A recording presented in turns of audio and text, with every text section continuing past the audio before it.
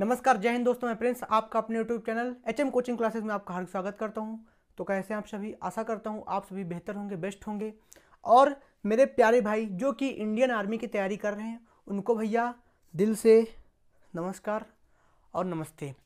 वो जज्बा जो कि लोग अपने शरीर की फिक्र ना करके ग्राउंड में 2-2 साल तक, मैंने देखा है खुद अपने यहाँ ग्राउंड में 2-2 साल तक मेरे प्यारे साथी वहाँ पे पड़े रहते हैं यार। ना देखते हैं दिन, ना देखते हैं रात, दोपहर में भी उनका रनिंग, उनकी रेस स्टार्ट रहती है। और ये भी नहीं देखते कि भैया पैर में उनके छाले पड़ रहे हैं क्या। वो जुनून है, वो जज्बा है, वो जज्बात है उनका कि मुझे वर्दी पानी है।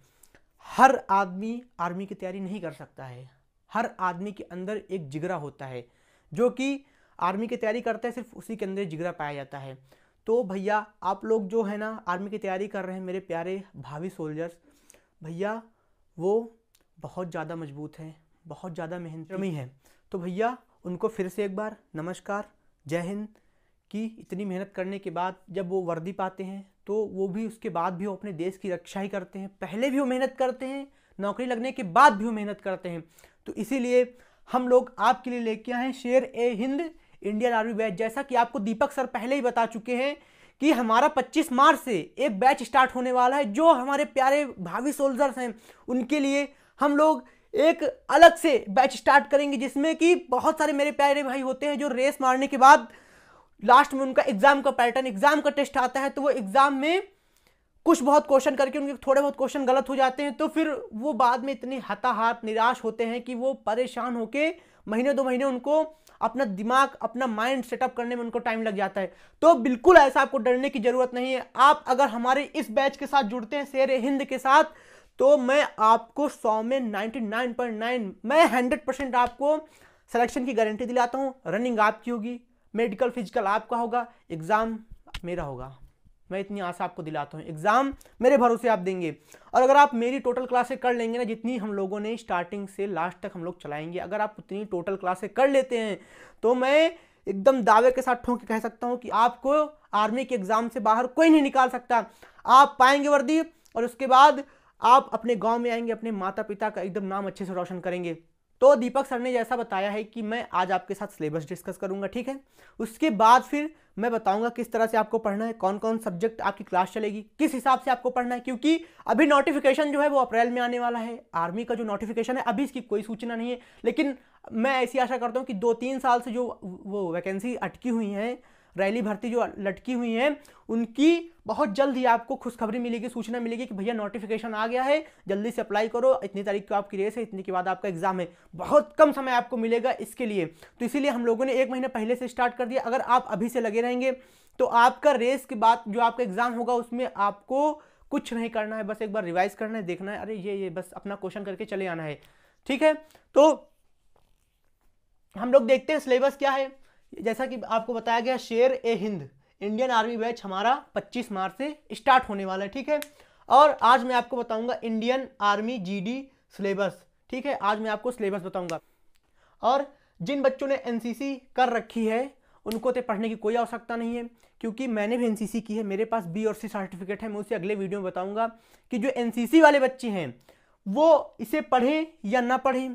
अगर इसे पढ़ेंगे तो उनका इससे फायदा क्या है, और अगर नहीं पढ़ेंगे तो उनका उससे नुकसान क्या है। तो मैं वो अगले वीडियो बताऊंगा कि भैया जो एनसीसी सर्टिफिकेट है, किस सर्टिफिकेट के थ्रू आप आर्मी का पेपर नहीं दे सकते हैं, ठीक है। अगर आपके पास बी है, ए है, बी है, ए तो मिलता ही नहीं। अगर आपके पास ए बी सी तीनों है, अगर आपके पास बी है तो आपको एग्जाम देना पड़ेगा, उसमें थोड़ी बहुत आपको छूट मिलेगी, ठीक है। अगर आपके पास सी है, ठीक है, तो ए या बी आप कोई भी ग्रेड है तो आपको एग्जाम नहीं देना है, ठीक है। उसके बाद मैं आपको कल बताऊंगा डॉक्यूमेंट वेरिफिकेशन। जब आप रैली में जाते हैं तो मेरे बहुत सारे प्यारे भाई 100 में 90% लोग भूल जाते हैं कि मुझे क्या क्या लेके जाना है। तो मैं आपको बताऊंगा क्या क्या आपको लेके जाना है, आपको जाके दिक्कत वहां पे कोई भी ना हो पहुंच के, ठीक है। तो मैंने भी एनसीसी की है, मेरा सी सर्टिफिकेट है, मेरा अल्फा है, मेरा ए ग्रेड आया था, ठीक है। तो मैं आपको बताता रहूंगा बीच बीच में किस हिसाब से आपको आर्मी की तैयारी करने, मैं आपको मोटिवेट भी करता रहूंगा, क्योंकि मैंने 3 साल खुद बिताए हैं आर्मी वालों के साथ। जो हमारे भारतीय सोल्जर्स हैं ना, मैंने खुद उनके साथ 3 साल बिताए हैं। जो हमारे भारतीय सोल्जर्स हैं ना, कंटिन्यू मैं जाता था अपने कॉलेज, वहाँ पे वो रहते थे। हमारी बटालियन उन्नाव में बनी हुई है, डेली का मेरा वहाँ पे आना जाना था। तो वहीं से मैं ने काफ़ी सारी चीज़ें सीखी हैं कि उनका डिसिप्लिन सबसे बड़ी चीज़ है, आर्मी की डिसिप्लिन। अगर आप अपना नियंत्रण खोते हैं तो आपकी पिटाई पक्की है। आपको अनुशासन बिल्कुल भी नहीं खोना है, आपको अनुशासित ही रहना है। सबसे बड़ा एक मोटो है ये हमारी इंडियन आर्मी का, ठीक है। तो वो तो सब मैं बाद में आपको बताता चलूंगा कि आपको दिक्कत लेने की कोई ज़रूरत नहीं है। आपका प्यारा भाई आपके साथ जुड़ा है तो आपको टेंशन नहीं लेना है, ठीक है। तो हम सिलेबस देखते हैं क्या क्या है। बहुत सारे मेरे प्यारे भाई इसे देख के घबरा जाते हैं कि इतना बड़ा मैं कैसे पढ़ूंगा। भाई ये आपका एसएससी सीजीएल या कोई आपकी बहुत बड़ी नहीं है, मैं आपको पढ़ाऊंगा। मैंने कहा ना, सिर्फ आपके लिए बैच चल रहा है, शेरे हिंद सिर्फ आप इंडियन आर्मी वालों के लिए। मुझे पता है मेरे बहुत सारे प्यारे भाई सिर्फ रेस मारने में, सिर्फ फिजिकल उनका इतना बेस्ट रहता है ना, लेकिन जब एग्जाम पैटर्न की बात आती है तो उनका थोड़ा दिल धक धक करने लगता है। सोचते हैं कि कैसे मैं पेपर दूंगा। मुझे पता है इंडियन आर्मी करने वाले 100 में 60 या 70% छात्र सोचते हैं कि मेरा एग्जाम कैसे क्लियर होगा। तो उसकी टेंशन नहीं है, मैं आपके लिए खास कर जो जिनको कुछ भी नहीं आता, जो अभी जीरो से स्टार्ट कर रहे हैं, हम उनको हीरो बनाएंगे, ठीक है। तो शुरू करते हैं। जैसा कि आपको पता है कि हमारा सिलेबस की बात चल रही है, तो सामान्य ज्ञान जो हमारा जीके जीएस है उसमें विज्ञान छोड़ के, ठीक है, जो हमारा इतिहास भूगोल है, पॉलिटी भारतीय संविधान, ठीक है, और उसके बाद कल्चर है, हमारा संस्कृति है, उससे हमारे कितने क्वेश्चन आएंगे? 15 क्वेश्चन आएंगे, ठीक है, जो कि कितने अंकों के होंगे? 30 अंकों के होंगे। 15 क्वेश्चन आएंगे, 30 अंकों के होंगे। एक क्वेश्चन 2 नंबर का, ठीक है, एक क्वेश्चन 2 नंबर का। उसके बाद सामान्य विज्ञान, बहुत सारे आपने एग्जामों में देखा हो कि जीके जीएस बोल देता है, उसी के अंदर साइंस, हिस्ट्री, पॉलिटी और कल्चर, आर्ट, स्टैटिक सब देता है, लेकिन यहाँ पे सामान्य ज्ञान अलग है, ठीक है। ये देखिए मैंने बताया किस तरह से सामान्य ज्ञान में जियोग्राफी, हिस्ट्री, पॉलिटी, उसके बाद कल्चर और उसके बाद इन्वायरमेंट, सब थोड़ी बहुत चीज़ें नॉर्मल हल्की फुल्की पूछता है। और सामान्य विज्ञान में आपका फिजिक्स पूछेगा, बायोलॉजी पूछेगा और केमिस्ट्री पूछेगा, ठीक है। वो कितने नंबर की है? वो आपकी 15 नंबर की है। कितने अंक उसमें होंगे? एक क्वेश्चन के 2 नंबर, उसमें भी आपको 30 अंक मिलेंगे, ठीक है। उसके बाद गणित। अब गणित की बात की जाए, गणित का नाम सुनते ही मेरे प्यारे भाइयों को पसीना छूटने लगता है, सोचते हैं अरे क्या नाम ले लिया। अरे नाम यार बहुत प्यारा सब्जेक्ट है, एक बार पढ़ के तो देखो तुम, दीपक सर इतना अच्छा पढ़ाते हैं, एक बार पढ़ना तो बताना फिर मुझे। गणित कितने नंबर की आएगी? 15 भैया। अरे 15 15 15, क्या बात है, 30 अंकों की, ठीक है। अब जो सबको सबसे सरल लगता है कि रीजनिंग, उसमें छोटे छोटे क्वेश्चन आते हैं, वो कितने नंबर की? इत्तू सी फुद्दू भर की, 5 नंबर की। उसमें आपके 10 अंक ऐड होंगे, ठीक है। इसमें सोचते हैं कि यार रीजनिंग 15 की कर दे, मैथ 5 की कर दे, लेकिन ऐसा नहीं है। इन्होंने जो सिलेबस बनाया है अब उसे आप चेंज तो कर नहीं सकते, तो आपको पढ़ना पड़ेगा, ठीक है। ये फिद्दी सब 5 नंबर का रीजनिंग, ये तो चुटकियों में यूं यूं उड़ाएंगे आप, ऐसे यूं यूं करके आएंगे, ठीक है। रीजनिंग का तो आपको कोई दिक्कत नहीं, दिक्कत आपको किसी में भी नहीं लेना है। साइंस, जीके, जीएस इतना शॉर्ट पढ़ाऊंगा कि सिर्फ आपका सिलेबस में ही वो हो, ठीक है, आपका एग्जाम से बाहर बिल्कुल भी ना जाए। अगर आप ये पढ़ रहे हैं तो आप इंडियन आर्मी नहीं, यूपी पुलिस और बाकी सारी बहुत सारी वैकेंसियों के लिए स्टार्टिंग कर सकते हैं, ग्रोथ ऊपर की ओर बढ़ सकते हैं कि इंडियन आर्मी के बाद यूपी पुलिस देख सकते हैं, दिल्ली पुलिस देख सकते हैं। कोई भी कंपिटेटिव एग्जाम के लिए आप थोड़ा ऊपर आ सकते हैं, लेवल अपना ऊपर कर सकते हैं। जो मैथ, अगर आप एक बार मैथ पढ़ लेते हैं अच्छे से तो आप काफ़ी सारे एग्जामों में आप अच्छा बेहतर कर सकते हैं। तो अब देखते हैं टोटल कुल योग आपके 50 क्वेश्चन होंगे, जैसा कि आपने देखा 15 15 30, 15 से 45, 5 50 क्वेश्चन आपके होंगे। उसमें आपके 100 अंक होंगे। कितने अंक होंगे आपके? उसमें 100 अंक होंगे। मैंने बताया ना, एक क्वेश्चन 2 नंबर का, ठीक है। तो इसमें भी हालांकि माइनस मार्किंग कोई नहीं है, अगर होगी आगे तो मैं बताऊंगा, अभी ऐसा कुछ नहीं है, ठीक है। तो आपके 100 अंक है। अब बात करते हैं, डिस्कस करते हैं कि जो सामान्य ज्ञान है, सिर्फ इसमें कौन कौन से हमारे चैप्टर रहेंगे, हमको उसमें क्या क्या पढ़ना है जो आपको अच्छे से समझ में आए, ठीक है, और आपका एग्जाम के अंदर वो पूरा रहे, आपके एग्जाम के बाहर बिल्कुल भी ना जाए। तो सामान्य ज्ञान में बात करते हैं, भारत और उनके पड़ोसी देश। अरे एनसीसी में हम लोगों ने बहुत पढ़ा है, हमारे बी में भी, सी में भी बहुत क्वेश्चन आता है जब एनसीसी हम करते हैं। भारत के पड़ोसी देश, जो हमारे इंडियन आर्मी के सोल्जर्स होते हैं भैया, वो रटाते रटाते परेशान हो जाते हैं कि भैया भारत के पड़ोसी देश कितने हैं, ठीक है। तो आपको ये पढ़ना है और उनकी पुराना इतिहास पढ़ना है, पुराने इनसे क्या संबंध रहा था, ठीक है। ये देखिए, भारत और उनके पड़ोसी देश, विशेष रूप से इतिहास से संबंधित, जो इतिहास से संबंधित है उसको भी पढ़ना पड़ेगा। नहीं कि रट लो पाकिस्तान, म्यांमार, श्रीलंका, ये सब आपको कुछ नहीं पढ़ना है, ये तो आपको पता ही होना चाहिए, नॉर्मल बेसिक है। लेकिन उसके बाद आपको विशेष रूप से ये पता होना चाहिए कि इसका पुराना इससे क्या लिंक था, आपको ये पता होना चाहिए श्रीलंका से भारत का क्या लिंक था, पाकिस्तान से भारत का क्या लिंक था, आपको ये पता होना बहुत जरूरी है। ये मत सोचे कि बहुत बड़ा टॉपिक बनेगा, बहुत छोटा, आपको शॉर्ट में एकदम पढ़ाएंगे, आपको यूं करके आपको समझ में आएगा, ठीक है। तो उसके बाद देखते हैं संस्कृति, भूगोल और कौन क्या है। मतलब संस्कृति आपको पढ़नी, कल्चर पढ़ना है, और भूगोल में कौन क्या है, ठीक है। भूगोल में पढ़ना है, भूगोल भी आपको एकदम शॉर्टकट, जियोग्राफी एकदम शॉर्ट में चलेगी, आपको कोई टेंशन लेने की जरूरत नहीं, ठीक है। ये हो गया आपका। उसके बाद लघु रूप, ठीक है। उसके बाद लघु रूप आपका हो गया खेल, पुरस्कार, ठीक है। पुरस्कार, शब्दावली, भारतीय सशस्त्र बल, सबसे महत्वपूर्ण जो कि मेरा प्यारा टॉपिक है, भारतीय सशस्त्र बल। मैं आपको इतने सारे सशस्त्र बताऊंगा, ऐसी ऐसी आपको कमाने बताऊंगा, दक्षिण पूर्वी, उत्तर पूर्वी, और सशस्त्र इंसास 0.22 कैलिबर, ठीक है। ये सब मैं आपको सारी चीज़ें बताता रहूँगा, आपके एग्जाम में हो चाहे ना, आपको मोटिवेट करने के लिए, ठीक है, कि किस तरह से कौन सी बंदूक खोलते हैं, यूज़ करते हैं, उसको मैं भी ये बताऊंगा छोटे छोटे वीडियो में आपको 20-20 में, ताकि आपको पता चले जब आप ट्रेनिंग में जाएं तो सबसे पहले आप इंसास खोल के रख दें, ठीक है। AK-47 सबसे पहले आप खोल के रख दें, SLR सबसे पहले आप खोल के रख दें, ठीक है। आपको पता होना चाहिए कि कैसे खुलती हैं। तो मैं बीच बीच में आपको वो भी बताऊंगा, थोड़ा बस 2 मिनट का समय हर वीडियो में लूंगा, मैं आपको थोड़ा थोड़ा सा बताता चलूंगा, ठीक है। उसके बाद महाद्वीप, उपमहाद्वीप, आपको महाद्वीप पढ़ने हैं, ठीक है। उसके बाद आपको उपमहाद्वीप पढ़ने हैं, और आविष्कार भी पढ़ना है आपको, आविष्कार क्या किसने किया था, ठीक है। और खोजें, भारत का संविधान, इंडियन कॉन्स्टिट्यूशन, ठीक है। भारत का संविधान भी पढ़ना है, जो कि बहुत जरूरी है, हर आदमी को पता होना चाहिए कि मेरा भारत का संविधान क्या है, ठीक है। उसके बाद अंतरराष्ट्रीय संगठन, ये भी पढ़ना है हमको। पुस्तकें और लेखक, पुस्तक आती है, बोलते हैं इसका लेखक कौन है, आप बता नहीं पाते हैं, तो ये भी मैं पढ़ना पड़ेगा, ठीक है। और हाल में, जिसे हम बोलते हैं करंट, ठीक है, करंट बोलते हैं, हाल में वर्षों में भारत और विश्व स्तर पर हुई महत्वपूर्ण घटनाएं, ये भी मैं पढ़ना है कि भैया करंट में क्या है। मैं हफ्ते में एक बार करंट लेके आऊंगा, जो कि आपका 7 दिन का कवर पूरा हो जाएगा। अगर मैं डेली करंट पढ़ाता हूं तो आपको दिक्कत होगी पढ़ने में, डेली कौन पढ़ता है। तो करंट मैं हफ्ते में या 4 दिन में, 5 दिन में एक सेशन लेके आऊंगा, आपके पूरे 5 के 5 दिन का करंट कवर करा दूंगा, और ज़्यादा डीप में नहीं जाऊंगा। आपके लिए जो कमान से संबंधित है, नेवी से संबंधित है, इंडियन एयरफोर्स से संबंधित, इंडियन आर्मी से संबंधित है, मैं सिर्फ आपको वही करंट बताऊंगा, ठीक है, जो आपका एग्जाम में पूछा जाएगा। उसके बाद प्रमुख व्यक्ति आदि, जो प्रमुख व्यक्ति है भारत के, जो बहुत बहुत बड़े व्यक्ति जिनका हमेशा सर्वप्रथम नाम आता है, उनके बारे में पढ़ना है, ठीक है, भारत के प्रमुख व्यक्ति के बारे में, ठीक है। अब बात हो गई सामान्य ज्ञान की, ठीक है। अब हमारा सामान्य ज्ञान 15 नंबर का कंप्लीट हो गया, ये इत्तू सा है सामान्य ज्ञान, ठीक है। बहुत बड़ा ना लगना चाहिए आपको सिलेबस, बहुत छोटा है, इत्तू सा है। जब पढ़ेंगे ना आप तो आपको लगेगा अरे इतना सही तो है।